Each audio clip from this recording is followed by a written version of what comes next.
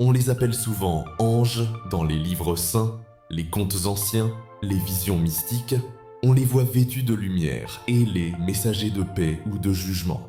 Mais ce ne sont pas eux qui veillent sur cette terre. Pas vraiment, pas depuis longtemps. Il y a une partie de la Lune que nous ne voyons jamais, une moitié plongée dans une obscurité éternelle. Ce n'est pas un secret pour les astronomes. Mais ce qu'ils ignorent, c'est ce qui y vit. Dans les galeries silencieuses, creusées à même le roc lunaire, vivent ceux que l'humanité ne doit jamais rencontrer. Les gardiens, ils ne ressemblent à rien de ce que les religions ont décrit. Ils n'ont pas d'ailé, ni d'auréole. Ils n'ont ni visage, ni forme fixe. Ils adaptent leur enveloppe à notre perception. Mais leurs véritables corps sont faits de matière noire, vivante, fluide, pulsante. Ils ne parlent pas, ils lisent. Ils n'aiment pas, ils contrôlent. Les gardiens ne sont ni bons ni mauvais. Ils ne jugent pas, ils gèrent. Pour eux, la Terre est une réserve vivante, un enclos expérimental. Nous ne sommes pas leurs enfants, nous sommes leurs ressources. Pas pour être mangés, du moins pas physiquement, mais notre psyché, notre mémoire collective, nos émotions les plus profondes. Tout cela forme une énergie subtile qu'ils récoltent à distance. À l'échelle cosmique, nous sommes du bétail énergétique. Ils n'interviennent pas pour empêcher les guerres, les famines ou les épidémies, mais ils empêchent que nous disparaissions entièrement. Comme un fermier qui laisse ses bêtes vivre leur vie, se battre parfois, mais qui veille à ce qu'aucune épidémie ne ravage tout le troupeau. Tous les 108 ans, un gardien descend. Il entre dans une enveloppe humaine, né parmi nous, grandit sans savoir ce qu'il est, jusqu'à l'éveil.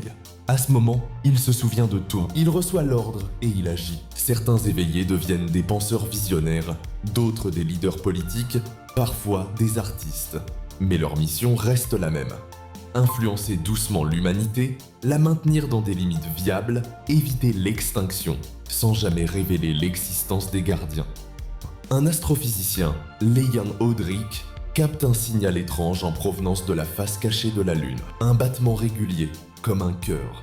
En enquêtant, il découvre des schémas cachés dans les données lunaires, des traces d'infrastructures impossibles à expliquer. Quand il tente de publier, il disparaît. Mais il avait eu le temps de tout transmettre à sa fille, Naya. Elle comprend que l'humanité est observée, contenue, comme si un plafond invisible nous empêchait de franchir certains seuils technologiques. Naya cherche, elle comprend et elle rencontre. Le gardien éveillé de son époque s'approche d'elle, non pour la tuer, mais pour lui montrer. Il lui fait vivre une vision.